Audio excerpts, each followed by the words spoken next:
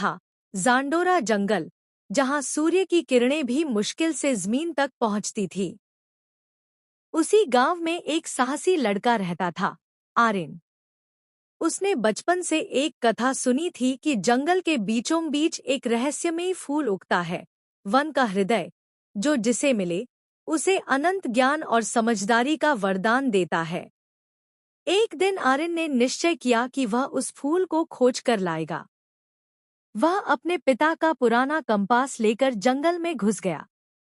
जंगल में हर तरफ घनी हरियाली, लिपटी हुई बेलें और अजीब-अजीब आवाजें थीं। चारों ओर से उसे फुसफुसाहट सुनाई देने लगी, आर्यन, इस ओर आओ। यह वही फुसफुसाते जंगल था जिसके बारे में कहा जाता था कि वह लोगों को भ्रम में डाल देता है।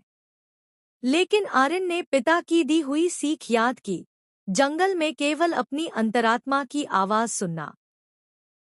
आर्यन ने अपनी आंखें बंद कर ली और ध्यान लगाया। उसने आवाजों के बजाय धरती की नर्म धड़कन को सुना। धीरे धीरे वह एक हल्की फूलों की खुशबू के पीछे बढ़ता गया। कुछ समय बाद घना जंगल खुला और उसके सामने एक सुनहरा मैदान था।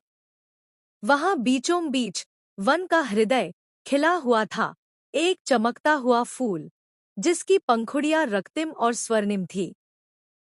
लेकिन तभी एक विशालकाय तेंदुआ चुपचाप सामने आया। उसकी आंखों में कोई पुरानी समझदारी झलक रही थी।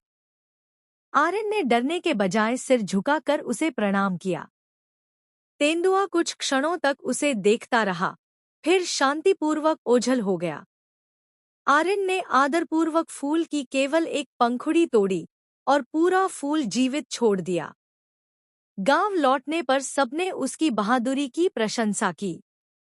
आर्यन ने सिखाया कि सच्ची बहादुरी डर पर नहीं, अपने विवेक और सम्मान पर आधारित होती है। तब से ज़ांडोरा जंगल को लोग डर की नहीं, बल्कि रहस्य और जादू की भूमि मानने लगे।